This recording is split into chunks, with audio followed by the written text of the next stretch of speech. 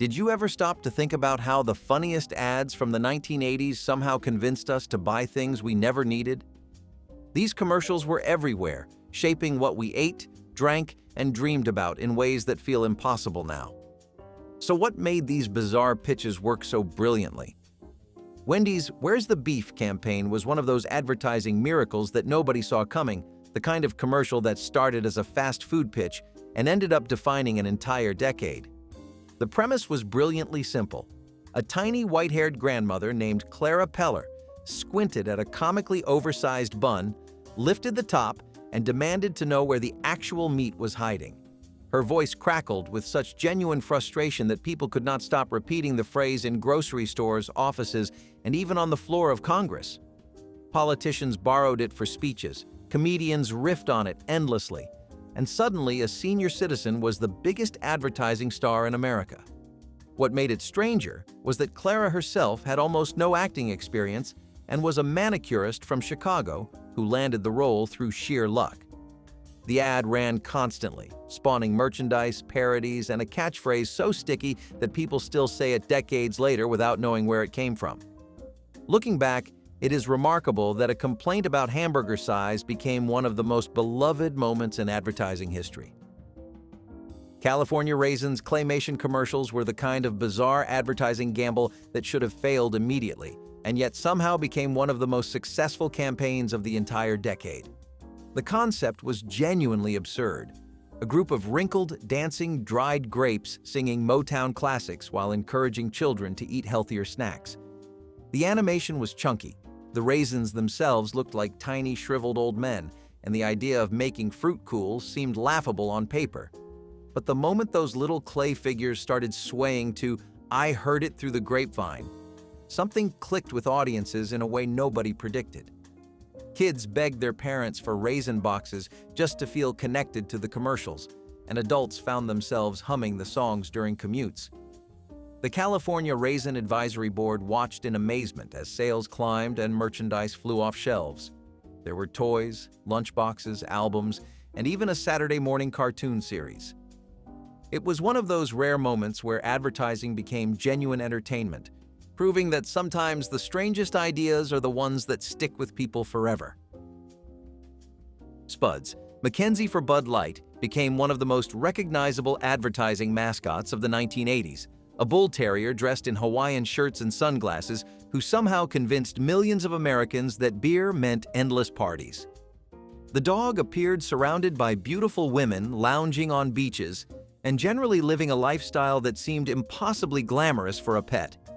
Kids loved Spuds because he looked goofy and fun, adults loved him because he represented carefree excess, and Anheuser-Busch loved him because he moved product faster than almost anything they had tried before. But the campaign carried controversy throughout its run. Critics argued that using an adorable dog to sell alcohol was clearly targeting minors, turning a cartoon-like mascot into a gateway for underage drinking. Mothers Against Drunk Driving protested, legislators raised concerns, and the beer company found itself defending something that started as harmless fun. Eventually, the campaign ended, but the memory of that party-loving terrier never faded. Looking back, it is strange to realize how casually alcohol was marketed using tactics that would cause outrage today. Max Headroom for New Coke was a collision of two disasters that somehow made perfect sense at the time. Coca-Cola had just reformulated its classic recipe, convinced that a sweeter taste would win over Pepsi drinkers, and they needed a spokesperson who felt futuristic. Enter Max Headroom, a stuttering, glitching digital character who looked like a human trapped inside a malfunctioning television set. His blocky movements, fractured speech patterns, and unsettling grin were supposed to signal that New Coke was the drink of tomorrow. Instead, audiences watched in confusion as this bizarre virtual pitchman hawked a product that almost nobody wanted. The backlash against New Coke was swift and brutal, with loyal customers demanding the return of the original formula within weeks. Max Headroom became associated with one of the biggest marketing failures in corporate history, his twitchy face forever linked to a beverage that vanished almost as quickly as it appeared. What makes this episode strange is that Max was genuinely innovative. a satire of media culture that deserved better than becoming a footnote to a soda fiasco. The pairing remains a reminder that flashy advertising cannot save a product people do not want. Chuck Norris home gym infomercials arrived in the 1980s with the kind of straight-faced sincerity that made them impossible to forget. Long before the internet turned Chuck Norris into a meme about impossible toughness, he appeared on late-night television demonstrating exercise equipment with the intensity of a man preparing for war. His commercials featured dramatic lighting, sweeping music, and Chuck performing moves that made basic fitness look like combat training. He spoke directly into the camera, promising results with authority that made viewers believe anything was possible if they just ordered. The Total Gym became his signature product, a sliding bench system that Chuck demonstrated while wearing tight workout clothes and maintaining eye contact that felt almost unsettling. Parents who stayed up past midnight found themselves hypnotized by the repetition, the testimonials, and the sheer confidence radiating from the screen. Many ended up ordering equipment that gathered dust in basements and garages across America.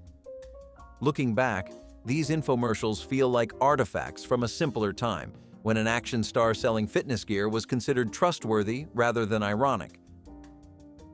Mr. T cereal commercials turned breakfast into a battleground where toughness and nutrition collided in the most absurd way possible. The cereal itself was nothing special, just sweetened corn puffs, shaped vaguely like the letter T, but the advertising transformed it into something unforgettable. Mr. T, fresh from his fame on the A-Team and Rocky III, appeared on screen with his signature mohawk, gold chains, and a scowl that suggested he took breakfast more seriously than most people took their careers. He shouted about the cereal with such intensity that children watching Saturday morning cartoons either laughed hysterically or hid behind their parents in fear. The commercials featured him breaking through walls, lifting weights, and generally behaving as though eating cereal was a matter of life and death. Parents bought the boxes just to see what all the noise was about, and kids devoured the sugary contents while pretending they too were tough enough to wear gold chains to the playground. The cereal itself did not last long on shelves, but the memory of Mr. T screaming about breakfast remains one of the strangest marketing decisions of the entire decade. Energizer. Bunny interruption ads pioneered a style of advertising that felt genuinely revolutionary when it first appeared on television screens across America. The concept was simple. A commercial would begin looking like a standard pitch for some other product, complete with cheesy acting, and then suddenly a pink mechanical rabbit would march through the scene, banging a drum and completely derailing everything. Audiences had never seen anything quite like it. The fake commercials parodied real advertising tropes so perfectly that viewers often did not realize the joke until the bunny appeared. There were fake coffee ads, fake soap operas, and fake action trailers, all interrupted by that relentless drumming and the tagline about batteries that kept going. The campaign ran for years, spawning countless variations that kept audiences guessing about what would be interrupted next. Competitors scrambled to respond, with lawsuits involving claims about which bunny mascot came first. Looking back, the Energizer bunny ads feel like a turning point in advertising history, the moment when commercials stopped taking themselves seriously and started treating viewers as partners in the joke rather than passive consumers. Ernest P. Worrell started as a character in local television commercials and somehow transformed into one of the most inescapable advertising figures of the entire 1980s. Jim Varney created Ernest as a rubber-faced goofball who spoke directly to an unseen neighbor named Vern, leaning into the camera with bulging eyes and a voice that seemed permanently stuck between excitement and confusion. Local businesses across the country hired Varney to film custom Ernest commercials, meaning the character appeared selling everything from dairy products to car dealerships depending on where you lived. The flexibility was his genius. Ernest could pitch anything because his personality overwhelmed whatever product he was holding. Children adored him because he acted like a cartoon brought to life, and parents tolerated him because the commercials were genuinely funny in a way most local advertising never achieved. Eventually, Ernest grew beyond commercials entirely, starring in a series of films that ranged from charming to deeply strange. But his advertising roots remained his most remarkable achievement, proof that a single well-crafted character could dominate television without ever appearing in an actual program. Life Alert's "I've fallen and I can't get up" commercial became one of the most unintentionally hilarious moments in advertising history, a sincere attempt to sell medical emergency devices that spawned decades of parodies. The original ad featured an elderly woman lying on the floor of her home, pressing a button on her necklace and delivering the now immortal line with such dramatic urgency that viewers could not decide whether to feel concerned or burst out laughing. The acting was stiff, the scenario exaggerated, and the production quality carried that unmistakable low-budget sheen of late-night television. Yet beneath the awkwardness was a real product solving a real problem, and the company sold millions of units to families worried about aging relatives living alone. Comedians quoted the line constantly, sketch shows recreated the scene with ridiculous variations, and the phrase entered everyday language as shorthand for any situation involving helplessness. What started as earnest marketing became a punchline that outlived the original campaign by decades. Looking back, it remains one of the clearest examples of advertising achieving fame for reasons its creators never intended or imagined. Crazy Eddie electronics ads blasted onto television screens with an intensity that made other commercials seem like whispered suggestions. The pitchman, played by a radio disc jockey named Jerry Carroll, screamed about prices being insane while spinning, pointing, and generally behaving as though he had consumed far too much caffeine before every taping.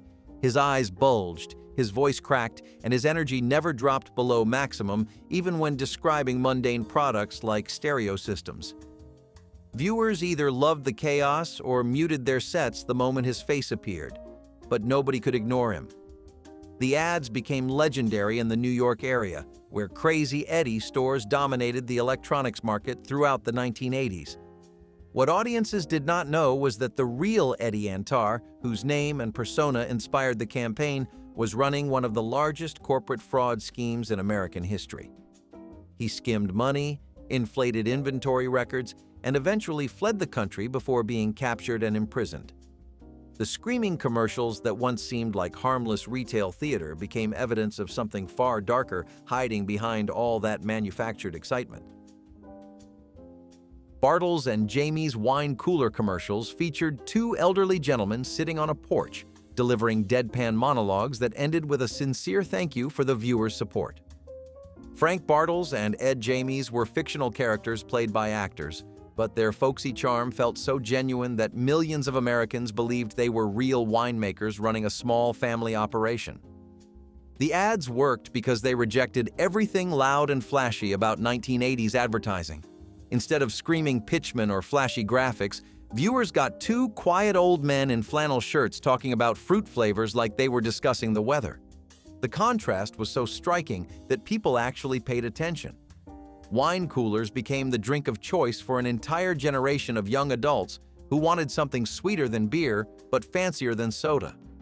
The campaign ran for years, and each new commercial followed the same gentle formula. Frank did most of the talking while Ed sat silently beside him, occasionally nodding. Audiences loved the simplicity and the warmth that radiated from every understated frame.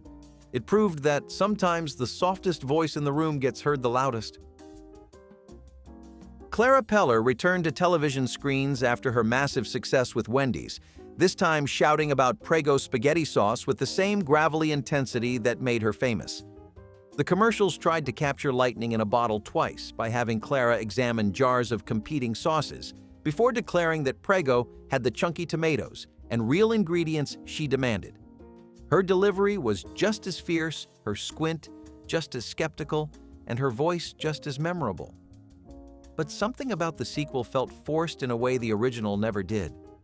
The beef catchphrase emerged organically from a genuinely clever script, while the spaghetti sauce ad seemed designed specifically to exploit her existing fame. Audiences noticed the difference, even if they could not articulate why. Clara remained beloved, but the Prego campaign never achieved the cultural dominance of her hamburger crusade. Still, watching her interrogate pasta sauce with the same energy she brought to fast food buns remains one of the strangest celebrity endorsement pivots of the decade. It showed that even the most memorable advertising moments cannot always be repeated on command. Mikey from the Life cereal commercials became one of the most enduring child stars in advertising history, famous for supposedly hating everything until he tried a bowl of healthy breakfast cereal. The original ad debuted in the 1970s, but it ran so frequently throughout the following decade that an entire generation grew up believing Mikey was their contemporary. The premise was simple. Two older brothers did not want to try the new cereal because it was supposed to be good for them, so they pushed the bowl toward their picky younger sibling. When Mikey actually liked it, the brothers delivered the immortal line that became a household phrase. The commercial worked because it felt authentic, like a real moment captured in a real kitchen with real siblings. Parents loved that it made healthy eating seem appealing without being preachy. Kids loved that Mikey looked just like them. The ad became so iconic that urban legends spread about the actor dying from mixing Pop Rocks and soda, a rumor so persistent that the company had to publicly deny it for years. Few commercials have ever achieved that level of cultural penetration from such a simple concept. Joe Isuzu commercials introduced a car salesman who lied so outrageously that the lies themselves became the entire point of the advertisement. Played by actor David Leisure, Joe made absurd claims about Isuzu vehicles while subtitles at the bottom of the screen contradicted every word he said. He promised cars that could outrun fighter jets, seats made from materials softer than clouds, and mileage numbers that defied physics. The joke was obvious, almost too obvious, and yet it worked brilliantly. Audiences found Joe hilarious precisely because he represented everything people already suspected about car salesmen, turned up to an impossible extreme. The campaign acknowledged consumer skepticism rather than pretending it did not exist, and that honesty through dishonesty created a strange bond between the brand and its audience. People trusted Isuzu more because the company admitted through Joe that trust in advertising was complicated. The ads ran throughout the 1980s and spawned countless parodies and references. Looking back, Joe Isuzu feels like one of the first truly postmodern advertising characters, a liar who told the truth by lying about everything. Soloflex home gym commercials filled late-night television with images of impossibly sculpted men demonstrating exercise equipment while soft rock music played in the background. The men were always shirtless, always glistening with just enough sweat to suggest effort without discomfort, and always positioned in ways that emphasized every muscle group the machine supposedly developed. The lighting was dramatic, the camera angles flattering, and the overall effect was somewhere between fitness instruction and art photography. Viewers who called the number on screen received machines that promised similar results, though most discovered that looking like the commercial required far more than occasional use of a spring-loaded bench. What made these ads memorable was their complete lack of irony. They presented idealized male bodies with total sincerity, as though ordering a Soloflex was the only barrier between the average viewer and physical perfection. Parents watched with amusement while teenagers wondered if the transformation was actually possible.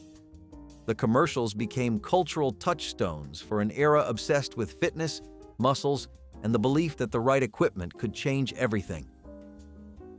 The Noid became one of the strangest mascots in fast food history, a claymation gremlin whose sole purpose was ruining Domino's pizza deliveries before they reached hungry customers. He wore a red bodysuit, had enormous ears shaped like rabbit appendages, and cackled maniacally while attempting to crush, freeze, or otherwise destroy pizzas in transit. The commercials positioned Domino's delivery drivers as heroes racing against this tiny villain, promising that their speed would avoid the Noid and bring hot pizza to your door. Children loved the character because he looked like something from a Saturday morning cartoon, complete with exaggerated movements and silly sound effects. The campaign spawned video games, toys, and merchandise featuring the mischievous creature. The Noid represented a uniquely 80s approach to advertising, where even pizza delivery needed a villain and every commercial needed a memorable character to survive the crowded television landscape. Looking back, it is remarkable that a gremlin dedicated to destroying pizza became one of the most recognizable mascots of the decade, proving that audiences would embrace almost any concept if the execution was entertaining enough. Mac Tonight serenaded television audiences as a crescent moon-headed lounge singer, encouraging late-night visits to McDonald's restaurants.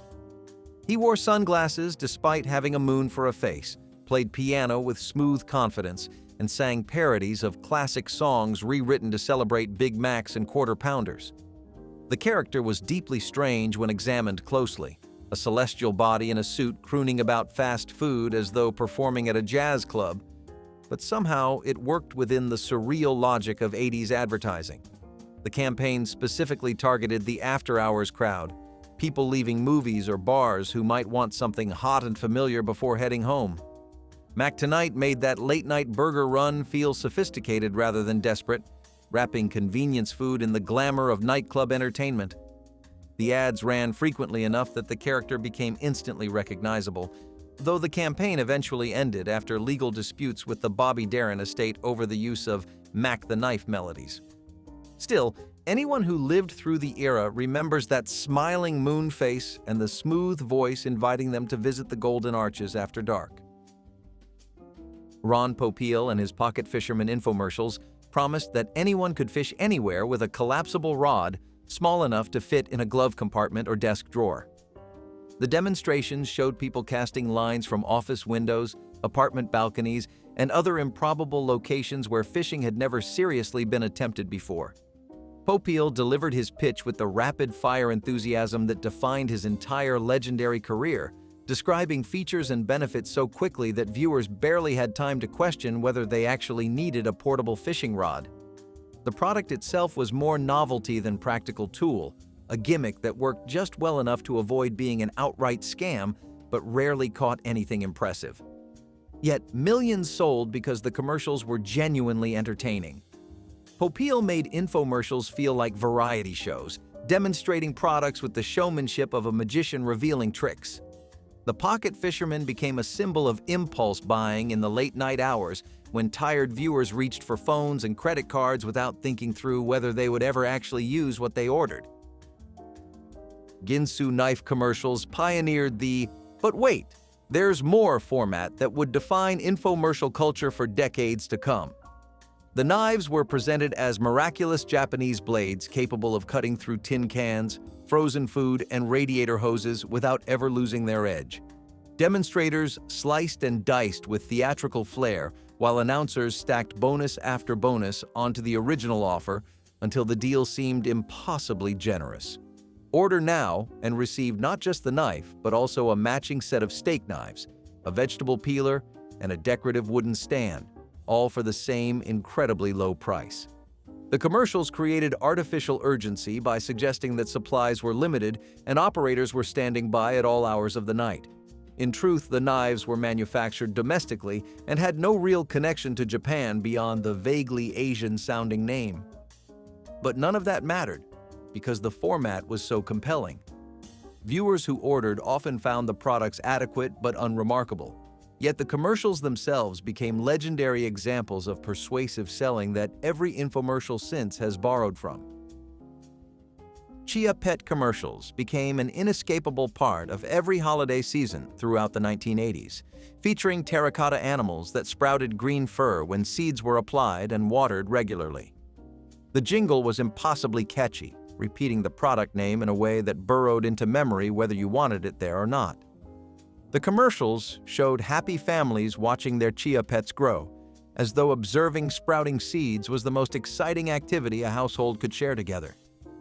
The products themselves were simple, almost primitive in their appeal, but they sold millions of units to people searching for inexpensive and memorable gifts. Giving someone a chia pet became a joke in itself, a way to acknowledge the absurdity of holiday consumerism while still participating in it. The animals available expanded over the years to include everything from puppies to cartoon characters, but the original ram remained the most iconic. Looking back, Chia Pets represented something pure about 80s advertising. The belief that any product, no matter how strange, could find an audience if the commercial was memorable enough. Fruit of the Loom commercials featured grown men dressed as oversized apples, grapes, and leaves, singing harmonies about underwear with earnest enthusiasm, usually reserved for Broadway auditions. The costumes were bulky, the choreography was stiff, and the premise made absolutely no logical sense, yet the campaign became one of the most recognizable of the decade. Families watched these fruit characters waddle across screens and somehow accepted that this was a reasonable way to sell undergarments.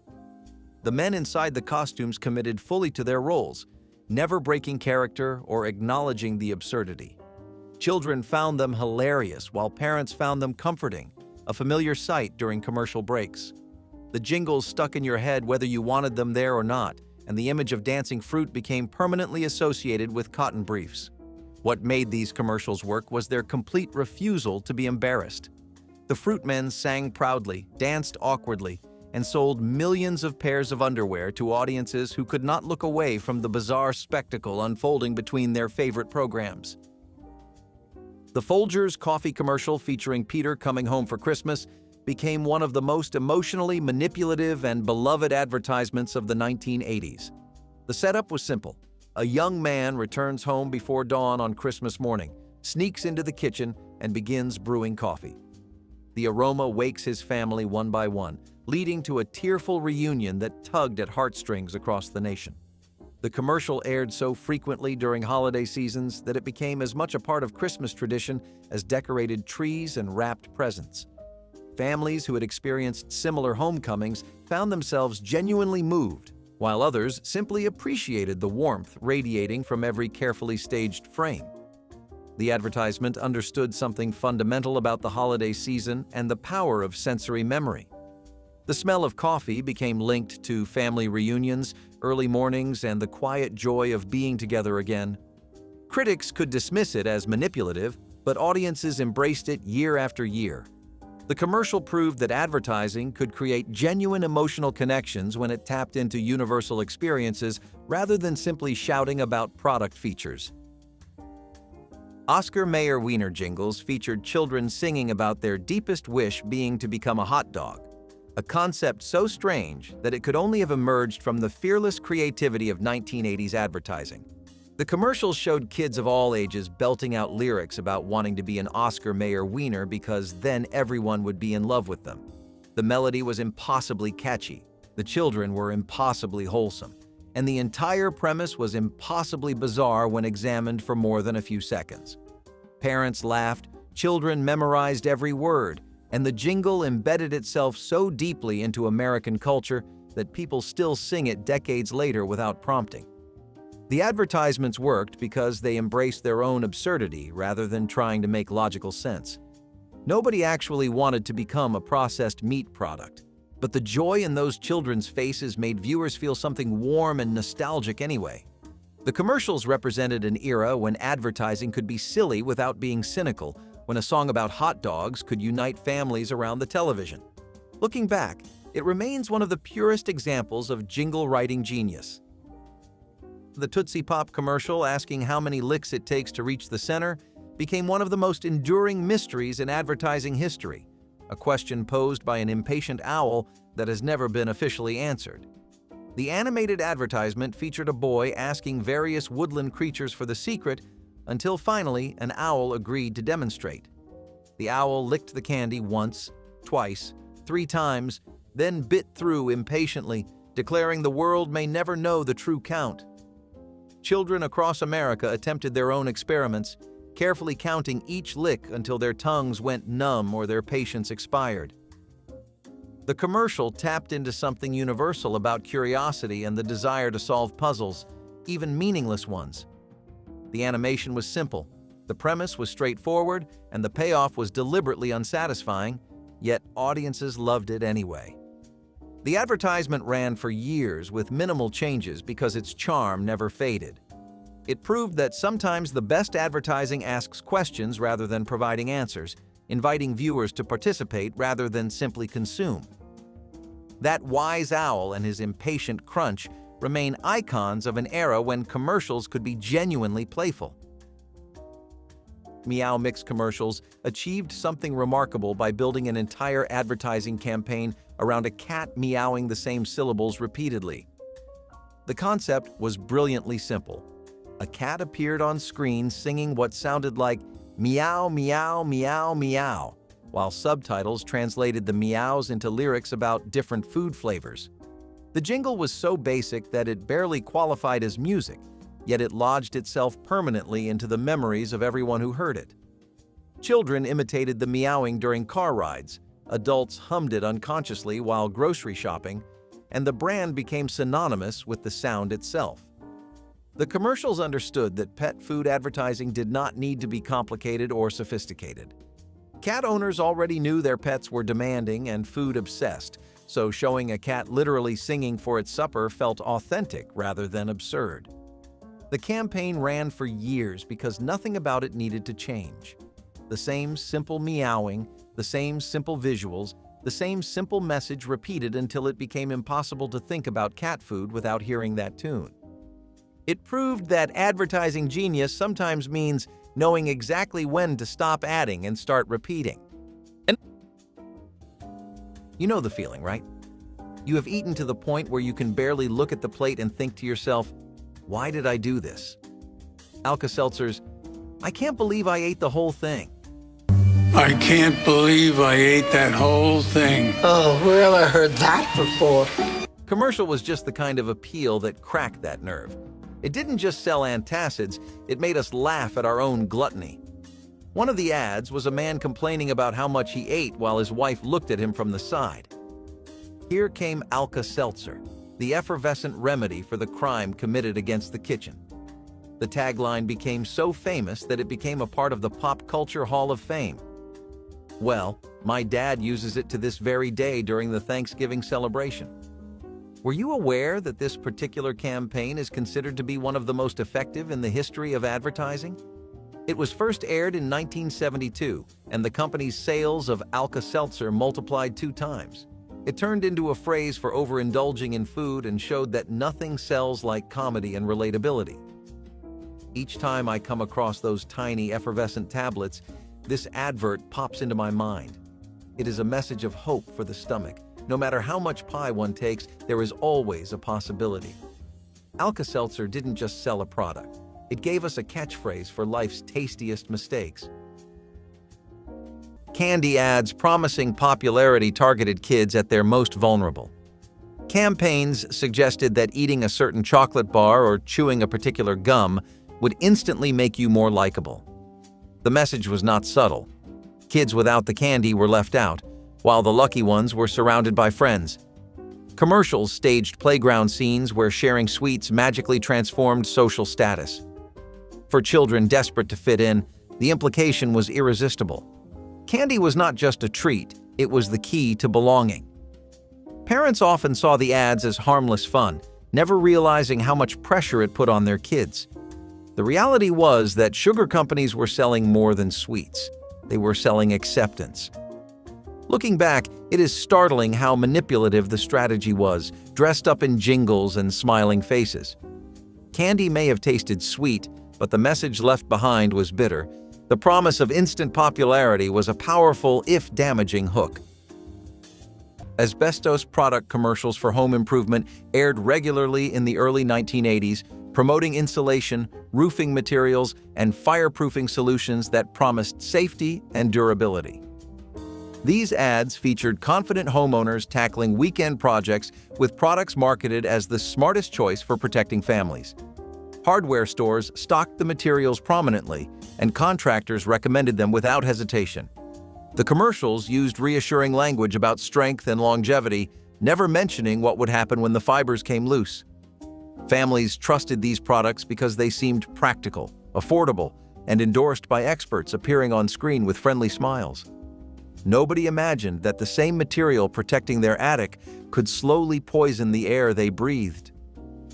When the connection between asbestos and deadly lung diseases became undeniable, regulators moved swiftly to ban both the products and their advertising. Homes across the country still contain materials installed during those trusting years. Today, it is haunting to watch old footage of these commercials, knowing the cheerful promises masked one of the deadliest hazards ever sold to families.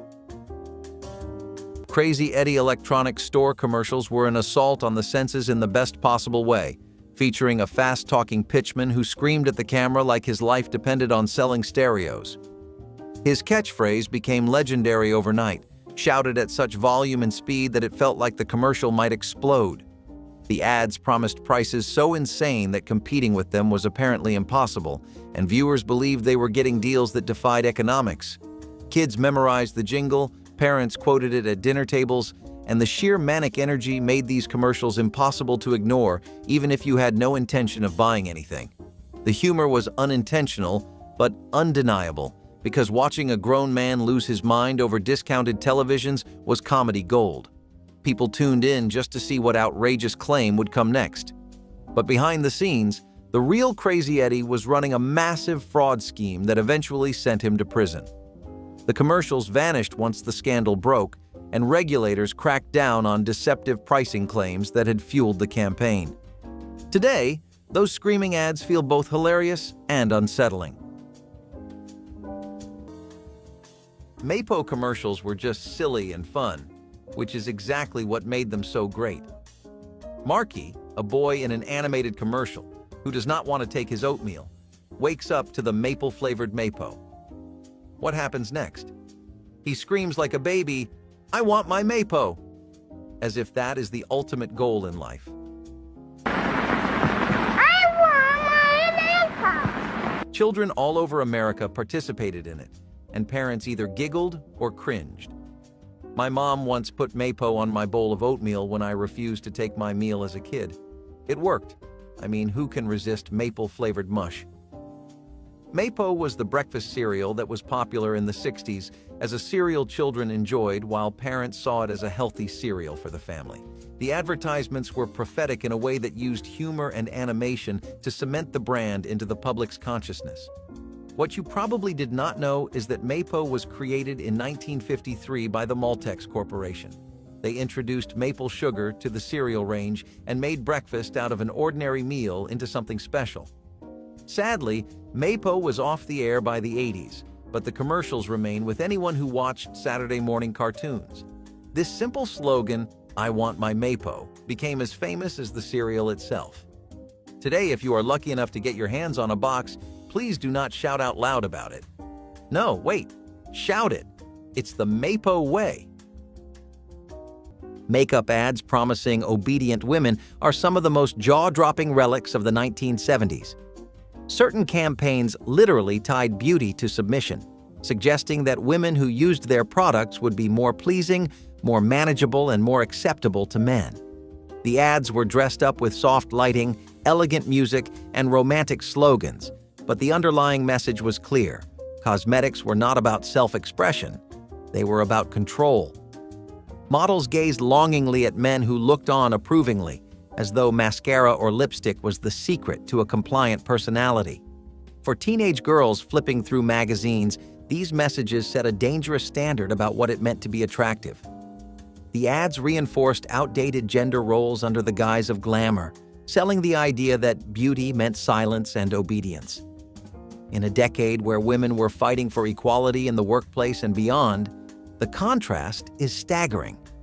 It shows how deeply advertising clung to old stereotypes, even as society was pushing forward.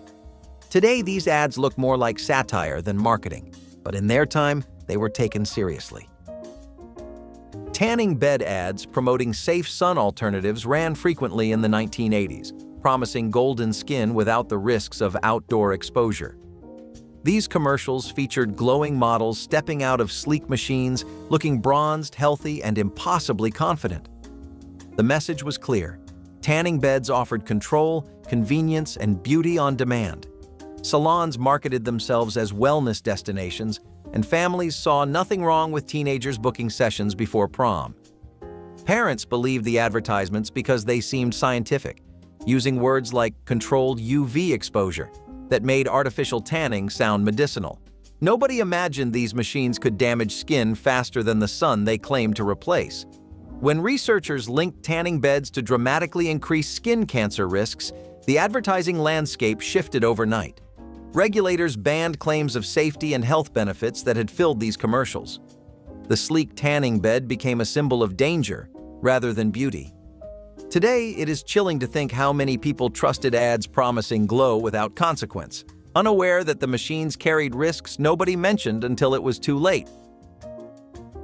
Jovan Musk commercials in the 1980s answered a question nobody had technically asked: but everyone secretly wondered about. The ads featured close-up shots of skin, whispered voiceovers, and slow-motion scenes that felt like someone wandered into a steamy foreign film.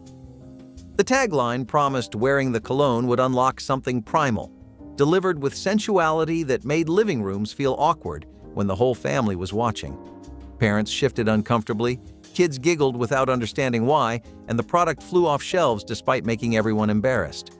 The humor came from how seriously the ads took themselves, treating a drugstore cologne like a potion capable of transforming ordinary people into objects of desire. Every frame dripped with exaggerated passion, every whisper promised forbidden excitement. But as standards for television advertising tightened, these overtly suggestive commercials became impossible to air during family programming. Regulators decided the imagery was too explicit for general audiences, and Jovan had to tone down dramatically. Those commercials feel like time capsules of an era when selling cologne meant selling fantasy. Elsie the cow was not just any mascot, she was the mascot. Beauregard. Oh, Mom. During the 60s, Borden's dairy products commercial made drinking milk and consuming cheese a family affair because of Elsie. Yes, a cartoon cow had more personality than half the television personalities of her generation. I recall seeing Elsie on everything from the milk cartons to cheese wrappings when I was at my grandma's. The commercials depicted her as a jovial, humorous cow with an ability to make people crave dairy products. Fun fact, Elsie first appeared in 1936 and was chosen as one of the greatest advertising characters of all time. Real quick, if you're loving this content as much as we loved making it, hit subscribe to stay connected and help us reach even more amazing folks like you.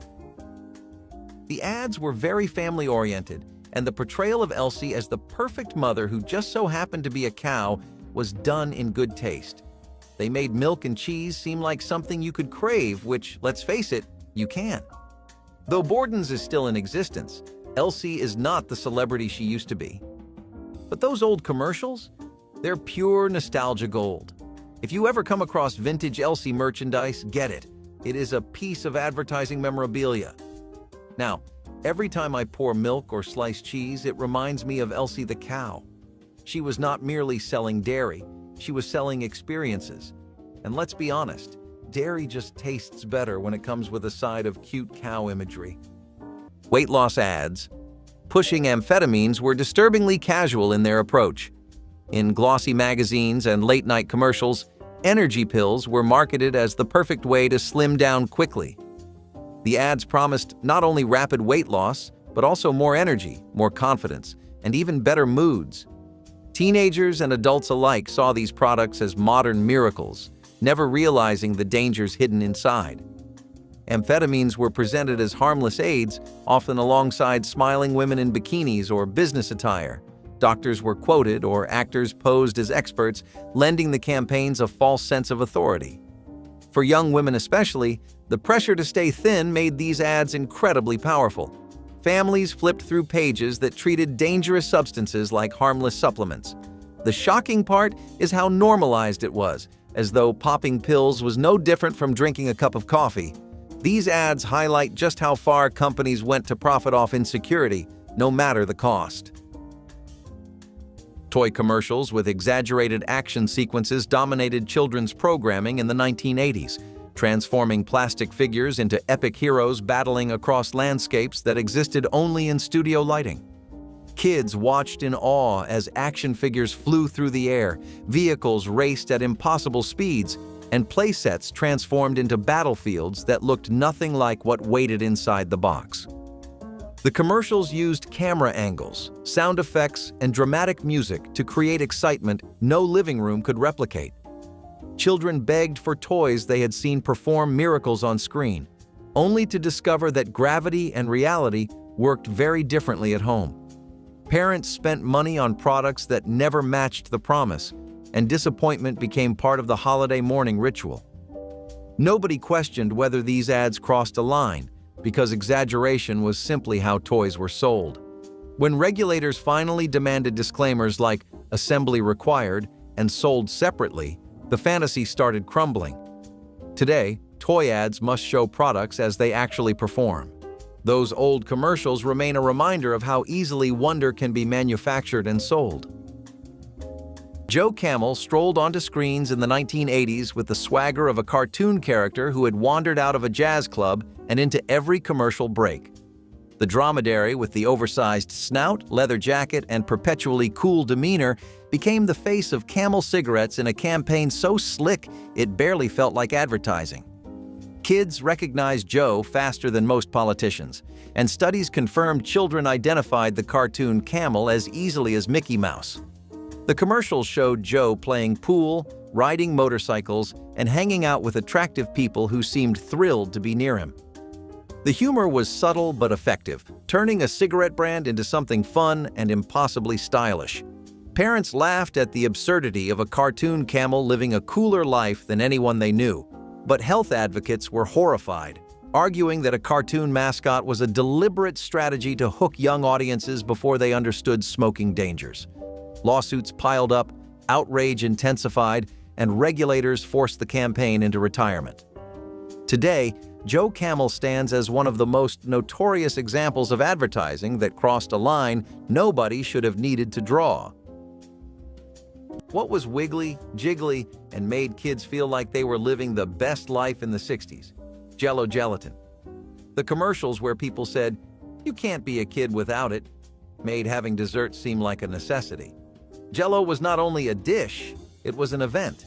Simply watching it bounce on the spoon before it was eaten was half the fun. My grandma loved making Jell-O, and she had molds for every occasion. Birthdays, holidays, Tuesdays, Thursdays, Fridays, Mondays, Wednesdays. I still recall how I used to look at those layers of neon color as if they were the most delicious pieces of cake. And let's not forget the ambitious recipes from that era. Jell-O salads with cottage cheese or, worse yet, tuna fish. The commercials were full of life with kids laughing while they ate their gelatin creations. Jell-O was so popular that it could even boast with stars. Bill Cosby became the face of Jell-O by the 70s, thus making it a pop icon. Today, while Jell-O is still a product that can be bought in a supermarket, the commercials with catchy tunes are no longer with us. But if you grew up with "You can't be a kid without it" echoing through your living room, you know the truth. Jell-O was not only a dessert, but it was a sensation. And yes, it still bounces happily, like a little kid's belly. Alcohol ads using cartoon characters blurred a dangerous line between fun and adult behavior. In the 1970s, beer and liquor companies experimented with mascots and animation that looked no different from cereal commercials. Smiling animals, dancing bottles, and catchy jingles made the drinks seem playful and inviting. The strategy was deliberate. If kids found the ads entertaining, they would grow into customers who already recognized the brand. Parents might have laughed at the cartoons, never realizing how easily they bridged into children's imaginations. Teenagers were especially vulnerable because the ads seemed youthful and rebellious at the same time. Some even mimicked Saturday morning cartoon styles, slipping right into the same visual language kids trusted. Looking back, it is shocking how openly companies leaned on tactics clearly designed to catch young eyes. These ads showed how little separation there was between child-friendly entertainment and adult marketing. What we now see as exploitation was once just business as usual. Sugary cereal ads claiming health benefits filled Saturday morning airwaves in the 1980s with animated mascots, catchy jingles, and bold promises that made parents believe breakfast could be nutritious and fun. These commercials showed children bouncing with energy, excelling at sports, and outsmarting their friends, all supposedly thanks to a bowl of sugar-coated flakes. Phrases like "part of a complete breakfast" sat beside images of toast and juice, making cereal seem essential rather than optional. Parents trusted these claims because they came from brands feeding families for generations. Nobody questioned whether a product loaded with sugar could actually fuel growing bodies. Children begged for the cereals they saw on television, and parents obliged, believing the advertisements spoke truth. When nutritional research caught up with marketing, regulators began cracking down on misleading health claims aimed at young audiences. Today, those exaggerated promises would never survive federal scrutiny. The cereal aisle still sparkles with colorful boxes, But the wild claims of the 80s have been quietly retired, reminding us how easily trust can be manufactured. Winston cigarettes sponsoring the Flintstones seems like a fever dream now. But in the early days, those animated commercials were as real as bedrock itself. Fred and Barney would take breaks from their prehistoric antics to light up Winston's, puffing contentedly while praising the smooth taste. The scenes showed cartoon characters sneaking away from chores, hiding from their wives, and sharing cigarettes like passing around a secret that made adulthood bearable. Kids at home saw their favorite animated heroes treating smoking as perfectly normal, even desirable. Parents laughed at the situations because they recognized themselves in Fred and Barney dodging responsibilities. The humor was situational, relying on classic domestic comedy tropes that happened to feature cigarettes as casual props. Nobody imagined these ads would become infamous examples of targeting children through trusted characters. When cigarette advertising on television was banned, these Flintstones commercials became shocking artifacts of an era that mixed cartoons and tobacco without hesitation. They remain banned and rarely shown except as cautionary examples of how advertising operated without ethical boundaries. It's time to discuss the fruit that has an entire song dedicated to it. Chiquita bananas weren't just fruit, they were stars, thanks to their Carmen Miranda-inspired jingle. Chiquita banana, and I've come to say bananas have to ripen in a certain way. I'm Chiquita Banana, and I've come to say, don't deny it. You just sang that in your head. The adverts included a cartoon banana with a hat filled with other fruits to show us how to handle and consume bananas. Do not store them in the refrigerator, they advised. Let them ripen just right. It was like having a chef with a Broadway voice cook for me and explain what he was doing at the same time. Chiquita first introduced this tropical spectacle in 1944, and the campaign was so good that the song was played on the radio. The banana mascot had thus evolved into an American symbol by the 60s. My family adopted all of those lessons. No bananas in the fridge at any given time. The beauty of these ads was that they made the mundane and the prosaic look glamorous. Bananas became a luxury, entertaining, and a must-have in each breakfast. And who didn't want to join the chorus? Today's Chiquita logo is still in use, but the banana that sings is no more. However, for those of us who are old enough to remember this ad, there is always music playing in our heads when we are peeling a banana. Come on, you just ran your fingers over the skin of a banana to tell if it is ripe or not, right? Thanks, Chiquita. Cigarette billboards near schools were once an everyday sight, and few thought twice about it. Bright cartoon-style ads loomed over sidewalks where children walked daily, making smoking look playful and exciting. Companies filled the billboards with friendly mascots, colorful lettering, and smiling faces that seemed closer to comic strips than serious health warnings. Kids waiting for the bus could not miss them, and many grew up associating smoking with fun rather than danger. For advertisers, it was a smart way to plant brand loyalty early, long before the children could even buy their first pack. Parents often complained, but with so few restrictions at the time, tobacco companies had free rein to place ads wherever they pleased. These billboards turned neighborhoods into playgrounds of persuasion, normalizing cigarettes for a whole generation. The fact that they towered so casually near elementary schools is shocking today, but back then it was considered clever marketing. It took years of public outcry and health campaigns before regulations finally banned the practice. Until then, those billboards stood as bright, smiling invitations to a lifelong habit. Pharmaceutical ads without side effect warnings ran constantly in the 1980s, painting every pill and syrup as a simple solution to life's discomforts. These commercials showed smiling families, active grandparents, and relieved workers returning to their lives after a single dose. The narrator spoke in warm, reassuring tones, promising fast relief without ever mentioning what could go wrong. Viewers trusted these ads because medicine was supposed to help, not harm, and the companies seemed too established to mislead anyone. Parents gave children cold remedies and pain relievers without reading fine print that barely existed. Nobody imagined that pills making their headaches disappear might carry risks no one mentioned on television. When regulations finally required drug companies to disclose side effects, the change was dramatic. Commercials suddenly filled with rapid warnings about nausea, dizziness, and far worse possibilities. Looking back, it is startling how many families medicated themselves based on commercials that told only half the story. Those old ads remain a reminder that silence can be just as misleading as any spoken claim. Picture this: a hill, a rainbow of people with glasses full of Coke, and a tune so irresistible that it made the world think that a soda can bring everyone together. The Coca-Cola commercial that went on air in 1971, "I'd like to buy the world a Coke," was not just a commercial, but was a phenomenon. I'd like to buy the world a Coke and keep it company. It's like the anthem for anybody who has ever drunk a Coke and then thought to himself, "You know what this could do? It could solve world peace."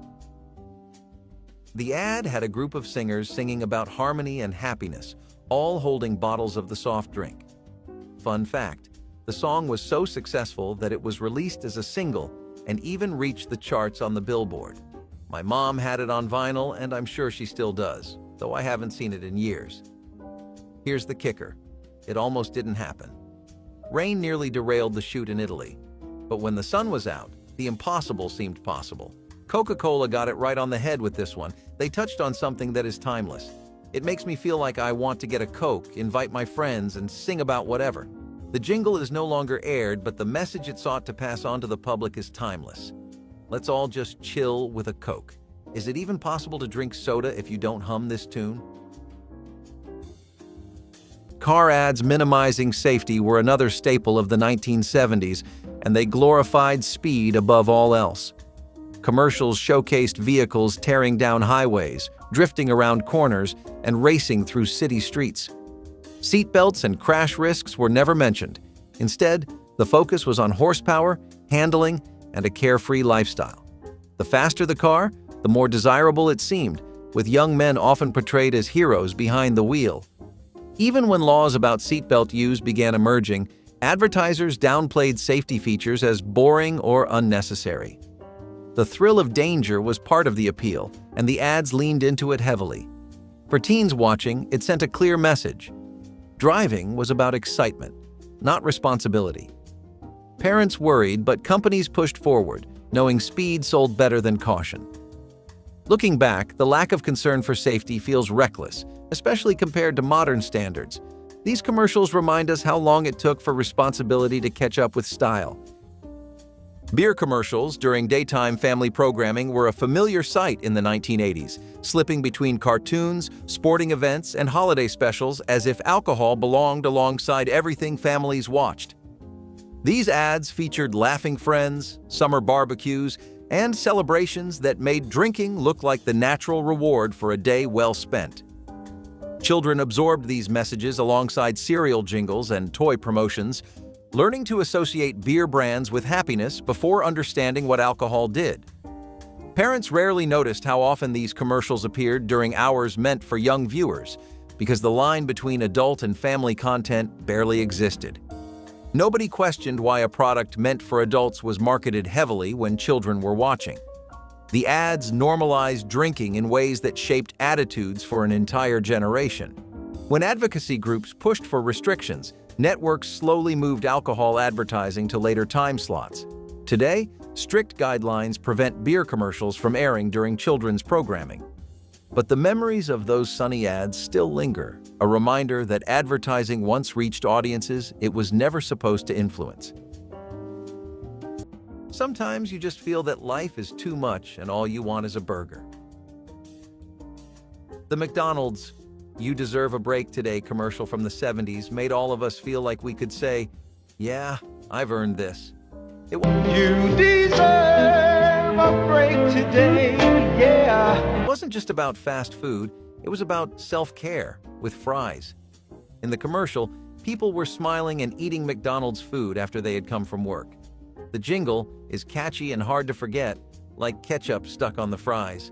It convinced you that a Big Mac was the ultimate prize for growing up. Here's a fun nugget. This campaign assisted McDonald's in their change from being known as a quick meal place to becoming a family restaurant. The ads were so good that they have been remade several times, but there's no substitute for the first. Well, I must confess, each time I am at the drive-thru, I sing this song in my mind. It's practically Pavlovian. And to be quite frank, they were not entirely wrong. It's nice to be able to sink your teeth into a cheeseburger you didn't have to cook yourself after a long day at work. The campaign may be gone, but the message remains. Treat yourself. And if that treat happens to come with a Happy Meal toy, even better.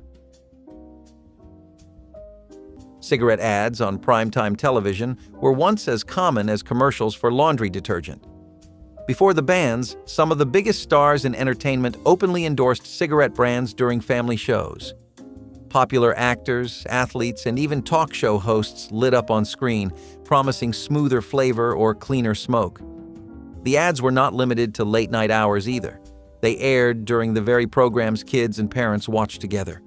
Entire families might see their favorite celebrity recommend a particular brand, turning it into the cool or trusted choice. The commercials made smoking seem not only safe but glamorous, framing it as a natural part of modern living. What makes it so unsettling now is how openly the ads invaded the spaces where health warnings should have mattered most. Children were exposed to them constantly, and parents received the subliminal message that smoking was an acceptable part of daily life. The shift from primetime endorsements to outright bans shows just how dramatically cultural understanding changed. But back then, lighting up with your favorite star felt like the most natural thing in the world. Diet pill ads with unproven weight loss claims flooded television screens in the 1980s, offering miracle transformations with nothing more than a bottle of capsules. These commercials showed before and after photos so dramatic they seemed impossible, featuring people who claimed to have lost dozens of pounds without exercise or dieting. The pills promised to melt fat, boost metabolism, and reshape bodies while viewers slept. Women, especially targeted by these ads, believed the testimonials because they came from people who looked like neighbors sharing success stories. Nobody questioned whether the claims were true or whether ingredients were safe. Parents kept these bottles in medicine cabinets alongside vitamins, trusting that anything sold on national television must have passed some kind of approval. When regulators finally demanded clinical evidence for weight loss claims, most of these products vanished overnight. The ads that once promised effortless transformation became symbols of an era that sold hope without proof. Today, strict guidelines prevent such bold claims from reaching the airwaves, but the memory of those miracle pills lingers uncomfortably. If these unforgettable 80s commercials brought back memories, share your favorite in the comments, tap like to keep the nostalgia alive, and subscribe so you never miss another trip into the ads we cannot believe existed.